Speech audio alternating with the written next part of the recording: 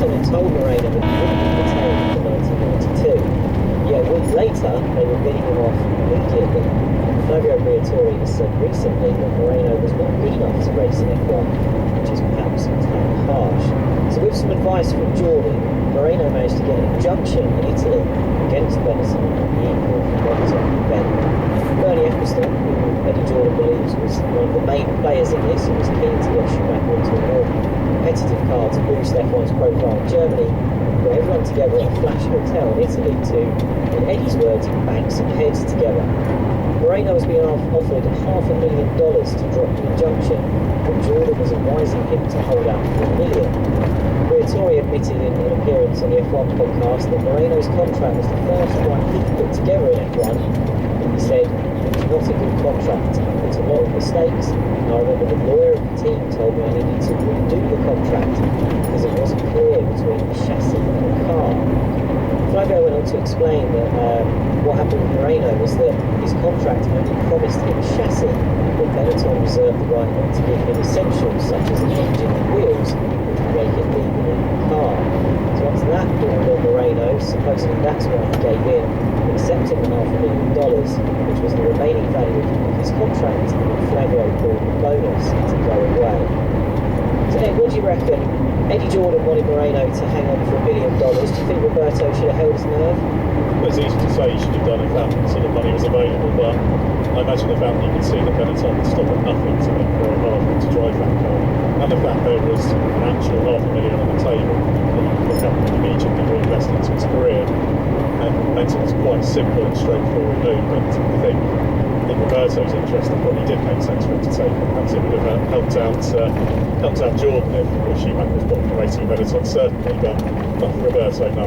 I think the amount that he was offered would have been very carefully calculated. He knew he was out of Benetton for the following year anyway. There weren't that many races left. So sometimes you've got to be pragmatic and know where you beat when you beat, and if you've got something out of the deal, then you're probably ahead. So yeah, it's a shame for him, but probably pragmatic to accept. The treatment of Moreno went down very badly with the other drivers, particularly the Brazilians.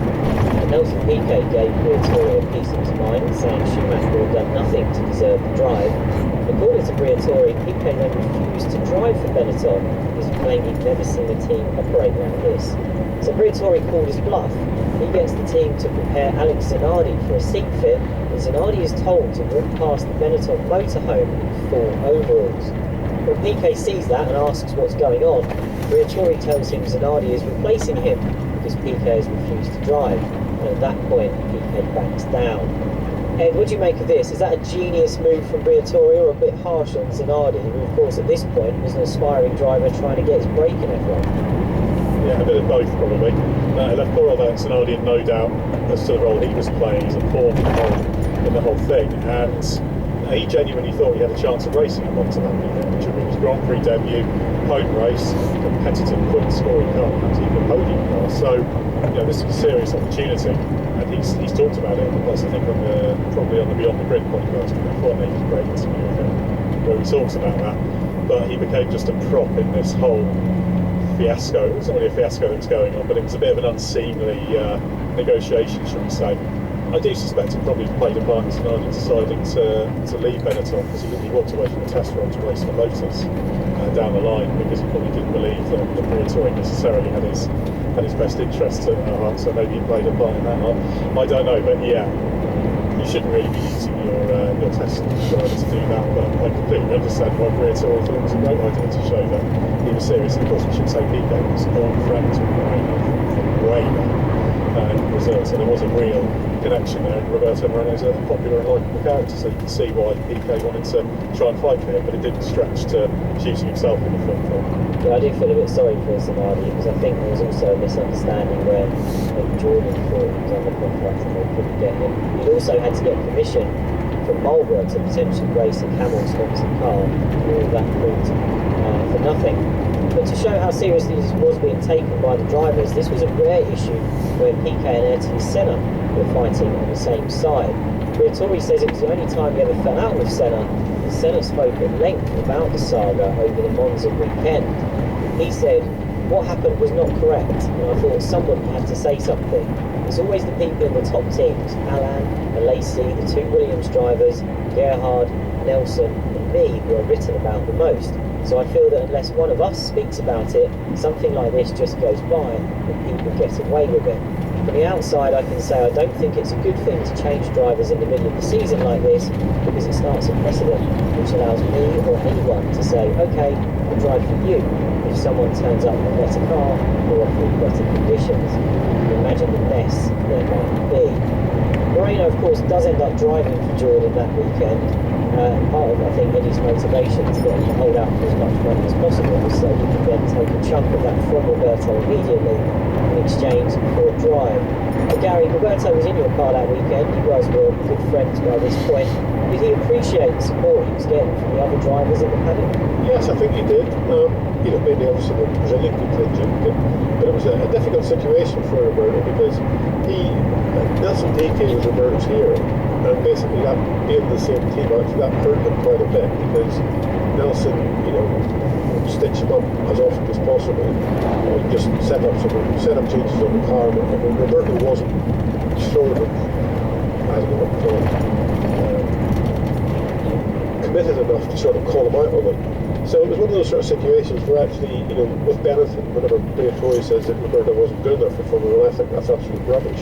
He got definitely treated as a second driver because Piquet was his big hero.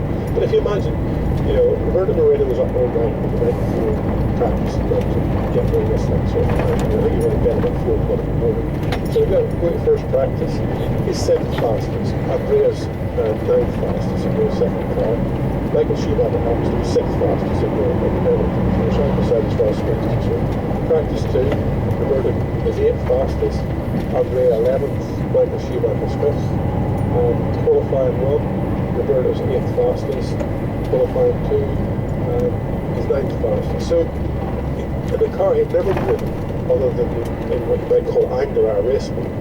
I'm being up all night the night before, with all these mental problems basically going on about this, losing his drive and losing everything. He did a very, very competent job up through the race. And the race problem was required problems as well with the brakes and everything. But never mind that, Roberto is an excellent driver and deserved to be in Formula 1 for sure. And deserved to have confidence in it before that never really happened. So I don't believe what Briatore said was right at all. I think what he put Roberto through was really the wrong thing to do. So I do agree with the Sennas and those top guys taking a stand to try and make sure these things didn't happen to their fellow drivers. So why did Schumacher's camp go so cold on Jordan so quickly? We've already hinted at it, and the answer really is 2 words: Yamaha engines.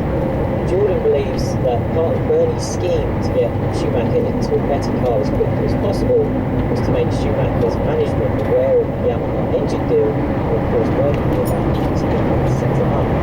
Yamaha just scored its first point in F1 at Spa with Brabham, but the engine was clearly going to be a step backwards from Cosworth during 1991. As Gary referenced earlier, Schumacher clocked that out on track. And speaking to Motorsport News in 2005, Willy Weber confirmed that when they found out Jordan would have Yamaha engines for 92, this was not what we really expected. And that's what prompted the sudden change of contract wording, which Weber said saved our lives because it got Schumacher out of being lumbered with that Yamaha engine for his first full season of F1. During the Monza weekend, Neerpasch was keen to point out that all Schumacher had in place with Jordan was an agreement to talk about an agreement. Gary, regular listeners of your podcast have heard stories about how bad the Yamaha was. Given what Jordan went through in 92, can you understand why that would scare Michael off? Yeah, I can. I never saw what the car was like on the track as such. So, a driver can tell a lot of things about a car on the track. It's just basically an engine.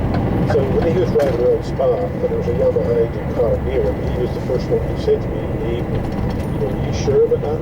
Because that doesn't seem the right thing to be doing to me. But it was, Jordan Rodriguez wouldn't exist. It needed to do something. So we took a punt at the Yamaha and hopefully that it would move on. Unfortunately it didn't, it actually moved backwards. So the first engine we tested, we built the chassis specifically for the younger engine. one day one car business, and I got my engine of it. And like I said, I only drove it at Silverstone. And immediately it was impressive.